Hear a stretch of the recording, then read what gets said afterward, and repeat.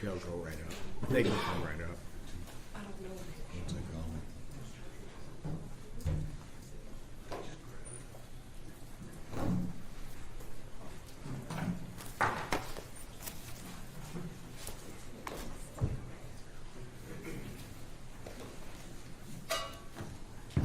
Is that third row?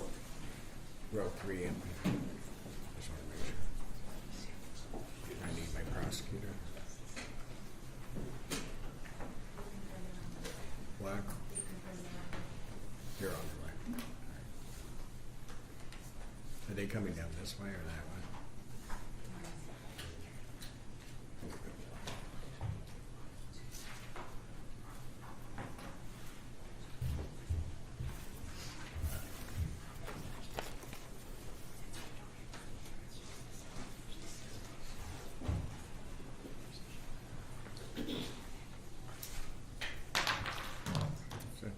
Court does call the case of the People's State of Michigan versus Sherrone Moore.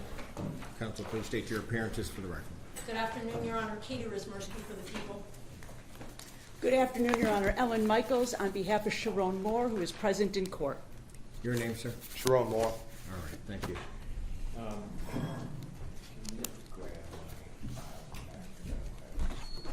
All right.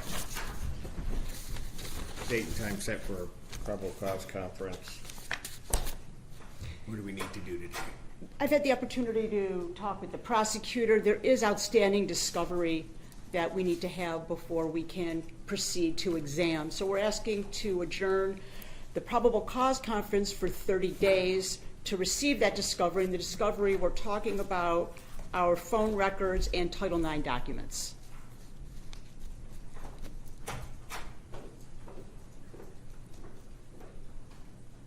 Okay.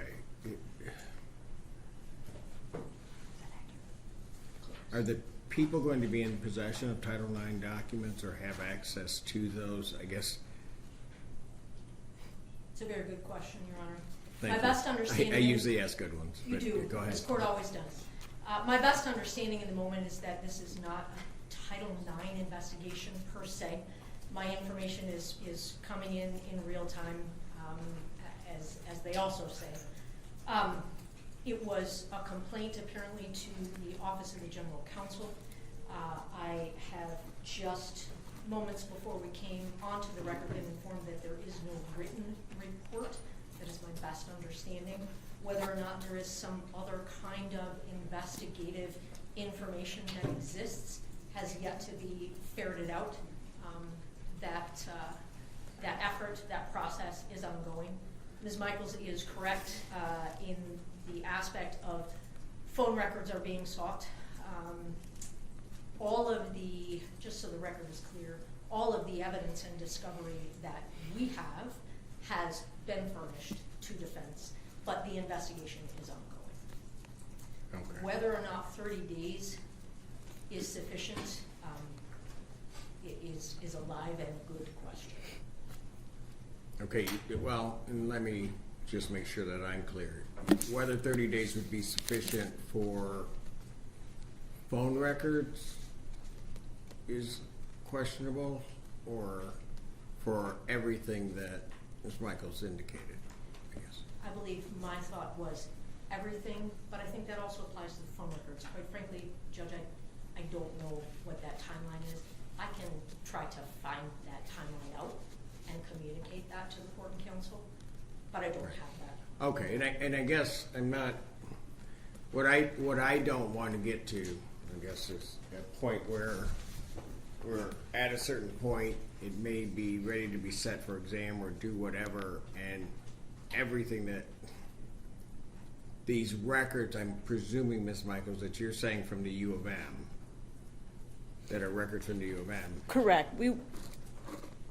It's our understanding that when you just step back a touch from the actual incident, there were statements made and things done earlier that day to the U of M, statements made by the complaining witness that are going to be important to this investigation because her credibility will always be at issue, and different statements she made to different people will need to be evaluated. So those statements are important. Okay, I get that, but those, I mean, aren't those documents or statements that you can get on your own, or? That's a great question. I can issue a subpoena if the court is willing to sign a subpoena.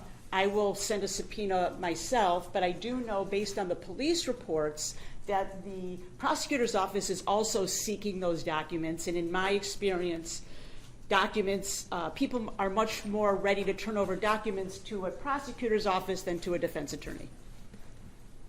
We may quibble about that, but Yeah, I don't, depends on one's view of life. but I take no issue with discovery flowing through us. Yeah, in terms of right. this I work. don't have a problem with that either. It's just, I'm trying to figure out if the request is made. So, because are you attempting to try to obtain those documents? I am. Okay. And then once you obtain them, if you do obtain them, you're gonna inform counsel or provide them to counsel. Immediately. Gotcha. One more thing, Your Honor, for due diligence sake, maybe I should submit to the court a subpoena for signature, and of course I'll serve the prosecutor, and I can also submit a subpoena requesting those records, having them returned to the court. Well, having the results come to the court. Correct. Okay, and then we would, okay, I don't have a problem with that if we're the go-between that it comes here and then goes out. I don't necessarily have that, so unless there's some legal objection to it, if you submit a subpoena to the court, I will sign off on it, I guess, to try to get this, so we can get this thing moving. 30 days. So,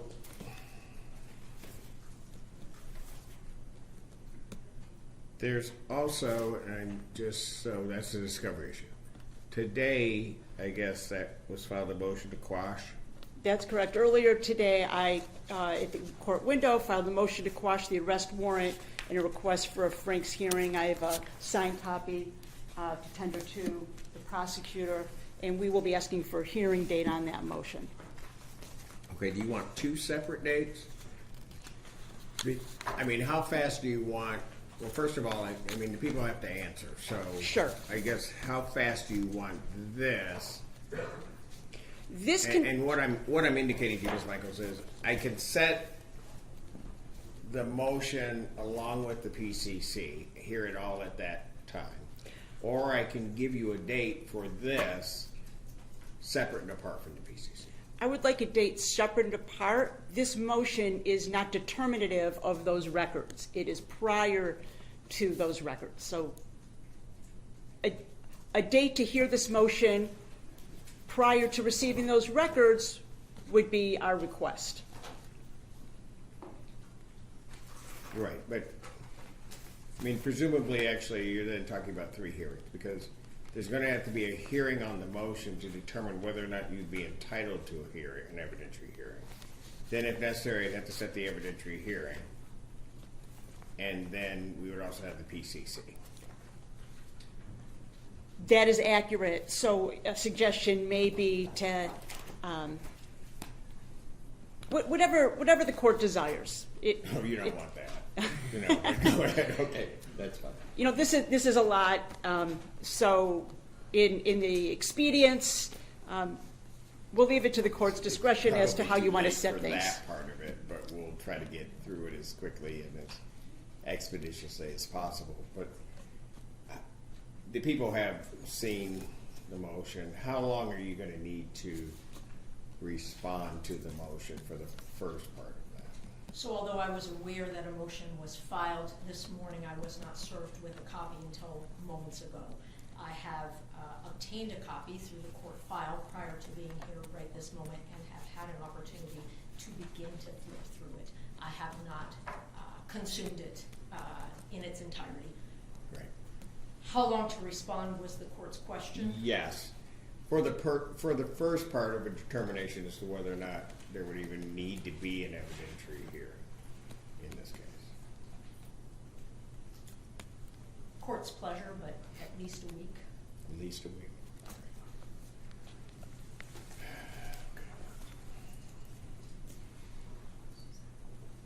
And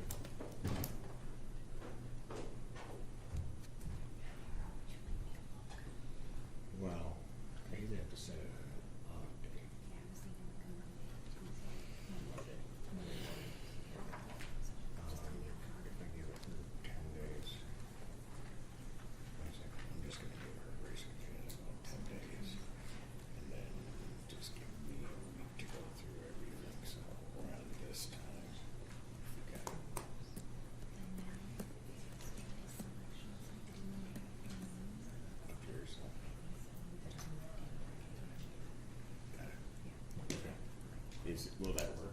Let me make sure.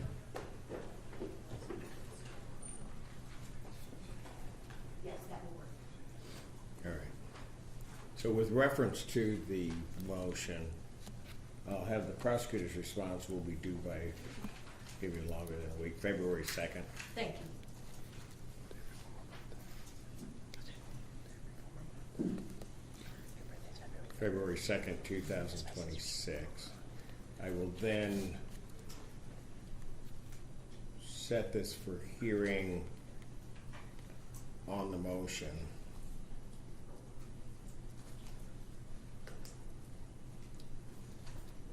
For February 9th, 2026, at 1 p.m. Your Honor, may I speak up? Yes, go ahead. In the moment, I have a murder case set to start on that date. That may that's- change, even within the end of the day today, that may get moved. But in the moment, that is day one of the murder trial for me. That's day one. Yes. That's not a good date for me either, Judge. 16.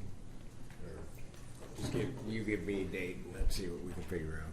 We could do Tuesday the 10th at 1 o'clock? Well, Tuesday the 10th is not going to work if the murder trial goes. So, Tuesday the 17th at 2 o'clock? Should be fine. That works for me. at what time? 2 p.m. All right. So the motion will be set for February 17, 2026. You said 2? Yes, sir. At 2 p.m. Okay, and that will be an in-person hearing. We then, in understanding that, depending on the result of that motion, there may be another date that is set. But I'm not going to deal with that at this point because a determination has to be made. So I'll adjourn the probable cause conference. And folks, normally I'm not really going to care about the date itself, but with all some of the logistics that come along with this case, I have to because of other docketing concerns.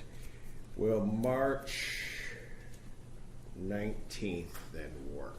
I realize that's a little bit longer than what you asked for, but we're going to see each other on the 17th, and then I would adjourn this out to the 19th, hoping that all discovery, at least at that point, is clear. That works for the defense. Works for me as well, thank you. All right.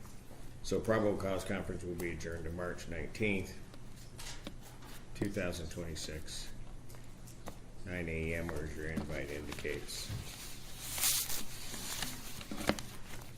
Is there anything else from either side? Nothing for the evening. No, Your Honor. All right. Thank you very much. Bond will continue. Thank you. Thank you. Judge.